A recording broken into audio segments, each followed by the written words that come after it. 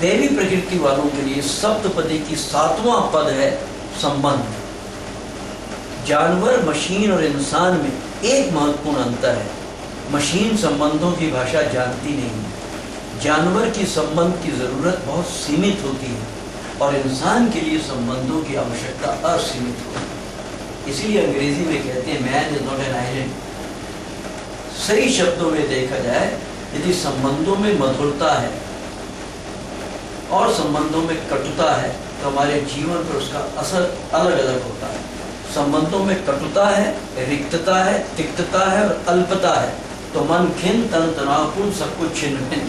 और संबंधों में यदि मधुरता है तो मन प्रसन्न, तन में उमन, सब कुछ टनाटन। मन में अमन तो जीवन चमन, हर भोर हमको कर देगी भाव विभोर। और इसलिए हम चाहते हैं कि आइए जिंदगी में मधुर संबंधों की स्थापना करें। मदर टेरेसा बहुत प्यारी बात कहा करती थी, इफ यू जज यू कैन नॉट लव। यदि आपने मेरा मूल्यांकन करना शुरू कर दिया तो आपका मेरा प्रेम समाप्त हो। और इसलिए हम ये कहते हैं कि स्वीकृति से संबंध जन्मते हैं, सम्मान से संबंध पनपते हैं और समर्पण से संबंध पल्वित पुष्पित होते हैं। चलिए जरा गीता की ओर चलें। पहले अध्याय में अर्जुन कहते हैं मेरा गांडीव गिर रहा है, त्वचा जल रही है, मुंह सूख रहा है, मैं खड़े होने के काबिल भी अपने आप को नहीं पाता हूँ। और अंतिम अध्याय यानी कि 18वें अध्याय में वही अर्जुन क्या कहते हैं, मैं आपके बताए हुए रास्ते पर चलूंगा क्योंकि मेरा अज्ञान जनित मोह नष्ट हो गया। कृष्ण और अर्जुन का क्या संबंध?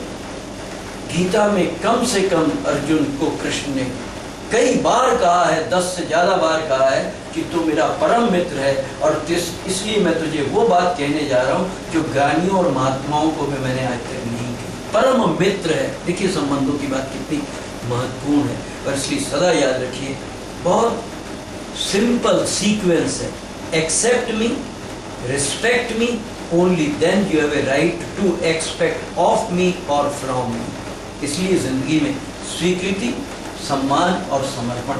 गीता तो यहाँ तक कहती है अर्जुन को, यत् करोषि यत् शनासि यद् होसि ददासि यत्। जो कुछ करता है, खाता है, पीता है, सब मेरे क्या करते हैं? समर्पण करते। सारी बात का निचोड़ ये है कि जिंदगी में मधुर संबंधों का आधार है लाभ, और लाभ शब्द का उल्टा पढ़ लीजिए भला।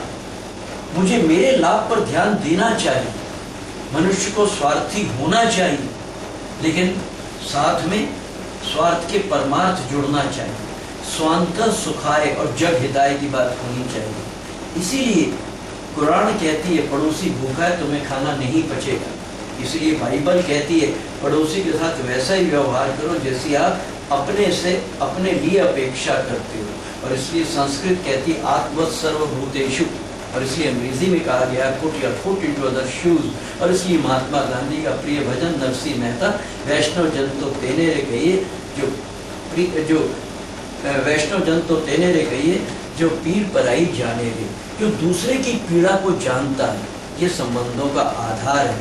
बहुत सीधी सी बात है, जहाँ स्वार्थ और परमार्थ मिल जाए, स्वानुभूति और परानुभूति मिल जाए, सेल्फ रिगार्डिंग इम्पल्सेस और अदर रिगार्डिंग इम्पल्सेस मिल जाए, करेज और कंसिडरेशन मिल जाए, ईगो ड्राइव और एम्पैथी मिल जाए, वहाँ संबंध सही शब्दों में मधुर बने रहेंगे और वहाँ संबंध सही शब्दों में टिकाऊ बने रहेंगे। असल में हमारे रामचरितमानस में भी एक बहुत प्यारा प्रसंग है, जब भगवान राम केवट को कहते हैं कि केवट सबसे पहले हमारे पैर धो ले, क्योंकि हमारी हिस्ट्री मिस्ट्री तेरे को मालूम है, हमने पत्थर पर पैर रखा था, अहिल्या बन गई थी। यदि हमने तेरी नाव पर पैर रखा और यदि ये कहीं अहिल्या बन गई तो तेरी रोटी रोजी तो गई। तो सबसे पहले तो तुझे अपनी रोटी रोजी की चिंता करनी चाहिए। लेकिन दूसरी बात, हमें पार उतार दे। शाम हो रही है, अयोध्यावासी ढूंढते हुए आएंगे, वापस चलने की जिद करेंगे और रघुकुल रीत सदा चली आएगी। और इसलिए देखिए कितनी प्यारी चौपाई है, जहाँ भगवान राम क्या कहते हैं कि सोई करूँ जो ही तेरी नाव न जाई, वो सब कर तेरी नाव नहीं जानी चाहिए। लेकिन साथ में क्या कहते हैं, हमें पार जरूर पहुंचा दे, तेरी कमाई हमारी भलाई।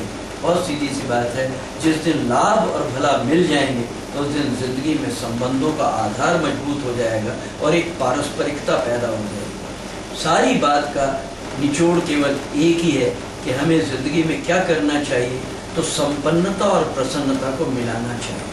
जिस दिन संपन्नता और प्रसन्नता मिल जाए जिंदगी में, आनंद ही आनंद है। और इसलिए हम लोग तो यहाँ तक कहते हैं कि हमें ज़िंदगी में वो सब करना चाहिए जिससे कि हम किससे मुक्त हो जाएं, तनाव से मुक्त हो जाएं, स्वार्थ केवल से मुक्त हो जाएं। उसी को हम असली ज़िंदगी कहते हैं, वही सही ज़िंदगी है। और इसीलिए हमारे यहाँ कहा जाता है, मस्ती का बसेरा है, न डर का डेरा, न चिंता का फेरा, न घबराहट का घेरा है, बस हर वक्त हर पल शांतिपूर्ण और खुशनुमा सवेरा ही सवेरा।